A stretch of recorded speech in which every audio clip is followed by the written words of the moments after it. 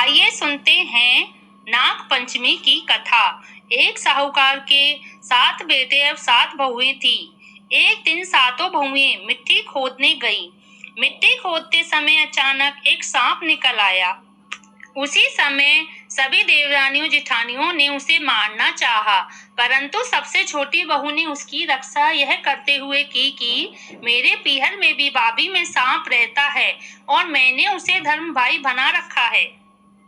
अगले दिन उसकी 6 जिठानियों ने उसे ऊपले थापने के लिए अकेले ही यह सोचकर भेज दिया कि वहां यदि सांप निकलेगा तो उसे डस लेगा। जब छोटी बहू उपले लेने जंगल पहुंची तो वहां सांप बैठा था।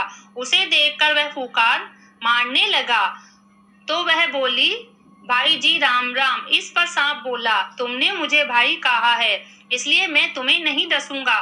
यह सुन वह सांप को आशीष देती हुई बोली, जियो मेरे नाग, जियो वासुकी नाग।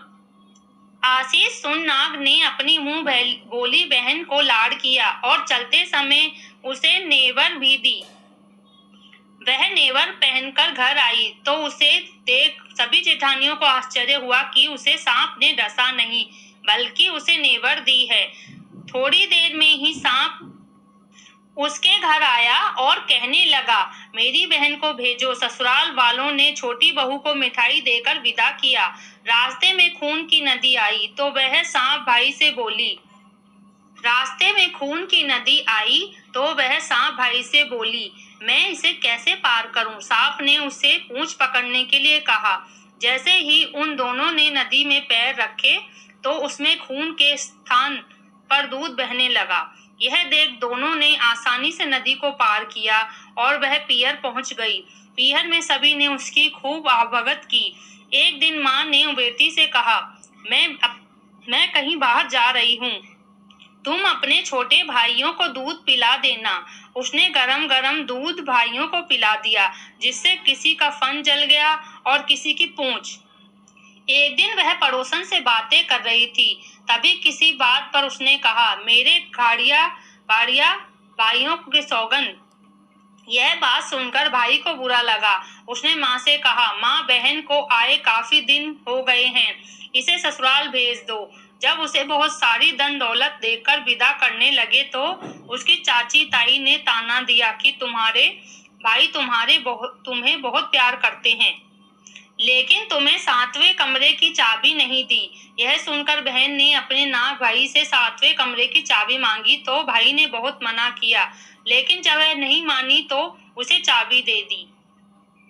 यह सुनकर बहन ने अपने नाग भाई से 7वें कमरे की चाबी मांगी तो भाई ने बहुत मना किया, लेकिन जब वह नहीं मानी तो उसे चाबी दे दी।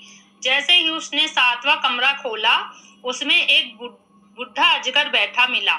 उसे देखकर वह फुकार मारने लगा। उसने कहा, बाबाजी राम राम। अजगर बोला, तुम मुझे बाबाजी नहीं कहती तो मैं तुम्हें डस लेता। वह बोली, आप तो मेरे धर्मपिता हैं, आप मुझे कैसे डस सकते हैं?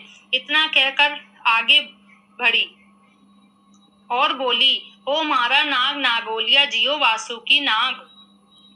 इस प्रकार की वाणी सुनकर अजगर ने भी बहू से बहुत लाड़ किया और विदा करते समय एक कीमती हार दे दिया। इस प्रकार वह बहुत सारी धन दौलत लेकर ससुराल पहुंचती तो उसकी 6 जिठानियां यह देखकर दंग रह गई। उन्हें उससे ईर्ष्या होने लगी। एक जिठानी ने जाकर राजा से शिकायत की कि मेरी छोटी देवरानी ने पास अमूल्य हार है, वह तो महारानी के गले में होना चाहिए। यह सुनकर राजा ने हार लेने के लिए मंत्री सहित सिपाहियों को छोटी बहू के पास भेज दिया। छोटी बहू ने वह हार मंत्री को दे दिया, लेकिन मन ही मन भयभीत हो विचार करने लगी कि कहीं यह हार रानी के पहनते ही नाग रूप प्रवृत्त न हो जाए। दरबारी हार लेकर राजा के पास पहुंचे।